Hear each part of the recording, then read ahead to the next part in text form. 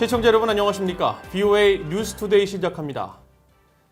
세계 각 분야 지도자들이 신종 코로나 바이러스 대유행 상황 속에 늘어나고 있는 의료 부분에 대한 사이버 공격 중단을 촉구하고 나섰습니다. 국제 인도법을 근거로 한 각국의 대응 조치와 협력을 강조했는데 앞서 미국 의회에서 북한과 중국, 러시아, 이란 등의 의료 분야를 겨냥한 사이버 범죄에 대응을 촉구한 것과 맥을 같이 하고 있습니다. 첫 소식 안소영 기자가 취재했습니다. 반기문 전 유엔 사무총장과 매들린 올브라이트 전 미국 국무장관, 마가렛 첸 전 세계보건기구 사무총장, 미하일 고르바초프 전 소련 대통령 등 각 분야 지도자 48명이 신종 코로나 바이러스 사태 극복의 최일선에 있는 의료 부문에 대한 사이버 공격을 용납할 수 없다고 밝혔습니다. 이들은 26일 국제적십자위원회에 사이버 공격 중단 촉구 성명에 서명하며 이같이 강조했습니다. 신종 코로나가 확산한 지난 몇 개월 동안 세계 각국 의료기관과 의료진, 연구소, 국제보건기구 등에 대한 사이버 피해 사례를 목격했다면서 이는 세계적으로 유행하고 있는 전염병에 대응하는 능력을 훼손시켜 인간의 생명을 위태롭게 만든다고 비판했습니다. 그러면서 전시 상황 등 어떤 경우에도 의료시설 보호는 국제인도법의 핵심이며 이 원칙은 사이버 공간에서도 적용된다고 밝히고 유엔과 각국 간 협력을 통한 사이버 범죄 행위자 처벌이 필요하다고 강조했습니다. 신종 코로나 바이러스 사태 이후 공중보건 데이터 등을 확보하려는 사이버 범죄 집단들의 불법적 행위들은 잇따라 보고됐습니다. 미국 연방수사국 FBI는 지난 14일 중국과 연계된 것으로 보이는 해커들이 신종 코로나 바이러스 백신 치료제 정보를 빼내려 한다고 밝혔습니다. 또 영국에서는 신종 코로나 바이러스 전문 병원을 건설한 건설사 2곳이 익명의 해커들로부터 사이버 공격을 받은 것으로 전해졌습니다. 또 지난 3월에는 WHO가 자체 웹사이트에 대한 사이버 범죄자들의 해킹 시도가 있었다고 밝혔습니다. 지난 21일에는 미국 상원 의원들이 중국뿐 아니라 북한, 러시아, 이란 등의 해커들이 국제보건기구와 미국 동맹국의 공중보건기관을 겨냥하고 있다며 트럼프 행정부에 서한을 보내 대응책 마련을 요구하기도 했습니다. VOA 뉴스 안소영입니다.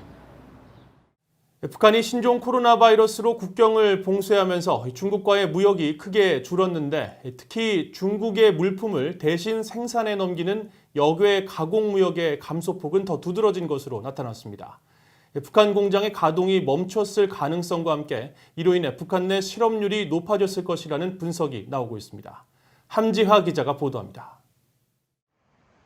중국 해관총서가 공개한 지난 3월과 4월 북한의 대중국 수출에서 역외 가공 형태의 무역이 차지하는 액수는 57만 3천 달러 규모입니다. 이 기간 북한의 전체 대중국 수출액이 약 282만 달러인 점을 감안하면 두 달간 역외 가공이 차지하는 비중은 약 20%로 수출 형태 가운데 국경 무역에 이어 두 번째입니다. 북한의 중국 수출 역외 가공은 지난해 40%를 차지해 가장 큰 수출 형태로 기록됐었는데 올해는 신종 코로나 바이러스로 인한 국경 봉쇄 등의 여파로 다른 무역 형태보다 더 큰 감소폭을 보인 겁니다. 역외 가공은 중국이 북한 같은 다른 나라의 인력과 생산시설을 이용해 물품을 생산한 뒤 이 물품을 다시 중국으로 옮기는 형태의 무역을 의미합니다. 북한은 국제사회 대북 제재가 본격화된 2018년부터 비제재 품목인 손목시계와 가발, 신발 등의 중국 수출을 크게 늘려왔습니다. 북한 경제 전문가인 윌리엄 브라운 미 조지타운대 교수는 역외 가공 수출의 급감은 북한 내 실업률 증가로 이어질 수 있다고 지적했습니다. Well, it's not like here. They don't have unemployment insurance. Your factory is closed, and they don't have anything to fall back on. 브라운 교수는 또 북중 접경 지역 내 중국 공장들도 운영이 어렵다는 최근 일부 보도와 관련해 중국에서 일을 하던 북한 노동자들도 실직 상태일 것으로 추정했습니다. 북한의 핵과 미사일 개발 실험에 따른 유엔 안보리 대북 결의로 국제사회의 제재가 지속되는 가운데 코로나 사태로 인한 교역 감축과 실업률 증가, 또 외환난까지 가중되면서 북한의 경제는 심각한 상황이라고 전문가들은 분석했습니다. VOA 뉴스 함지하입니다. 미국 국무부는 최근 중국 왕이 외교부장이 미북 대화를 촉구하며 대북 제재 완화 문제를 언급한 것과 관련해 중국과 러시아의 대북 제재 이행을 촉구했습니다. 국무부 대변인실 관계자는 26일 왕이 외교부장이 최근 기자회견 답변 과정에서 언급한 대북 제재 완화 관련 입장에 대한 VOA의 논평 요청에 우리는 중국과 러시아를 비롯한 모든 유엔 회원국들이 만장일치로 채택한 유엔 안보리 결의에 따른 의무를 이행할 것을 촉구한다고 밝혔습니다. 앞서 왕이 외교부장은 지난 24일 중국 전국인민대표대회 기자회견에서 미국과 북한 간 대화를 촉구하고 중국과 러시아는 안보리가 대북 제재 결의 중 가역 조항에 대한 논의를 시작할 것을 여러 차례 제안했다면서 대북 제재 완화에 대한 기존 입장을 다시 강조했습니다. 드류 월터 미국 국방부 핵문제 담당 부차관보는 북한이 현재까지 생산 가능한 핵 관련 생산 능력에 대해 미국은 매우 제대로 된 그림을 파악하고 있다고 밝혔습니다. 월터 부차관보는 26일 미국 공군협회 산하 미첼 연구소가 주관한 핵억지 세미나에 참석해 북한의 핵물질과 핵무기 비축량을 정확하게 파악하고 있느냐는 VOA의 질문에 기밀 내용은 공개할 수 없다면서 이같이 밝혔습니다.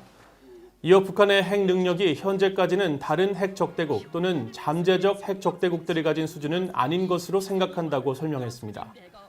월터 부차관보는 또 북한과 이란의 단기적 위협에 대해서는 현재 미국이 가진 핵 전력으로 러시아나 중국, 북한 또는 이란 등 모든 적들을 억제할 수 있다고 생각한다고 말했습니다. 미국 상원의원들이 중국의 홍콩 국가보안법 제정 방침에 따라 홍콩의 자치권을 보호하기 위한 세컨더리 제재, 즉 3자 금융제재 법안을 지난 21일 발의했습니다. 민주당의 크리스 벤 홀런 의원과 공화당의 팻 투미 의원은 26일 관련 전화회견을 통해 중국이 홍콩의 자치권 원칙을 거스르는 홍콩 국가보안법 제정 방침을 밝힌 데 따른 미국 의회 차원의 대응으로 홍콩 자치권을 보호하기 위한 이 같은 세컨더리 제재를 발의했다고 밝혔습니다. 미국의 세 번째 대북제재법인 원비어법 제정을 주도했던 이들 의원들이 주도한 이 법안은 홍콩의 자치권을 훼손하는 중국 관리와 단체에 대한 제재는 물론 이들과 거래하는 개인과 기관의 세컨더리 보이콧, 즉 3자 금융제재를 적용하도록 하는 내용이 포함됐습니다. 이상으로 VOA 뉴스투데이를 마칩니다. 시청해주신 여러분 고맙습니다.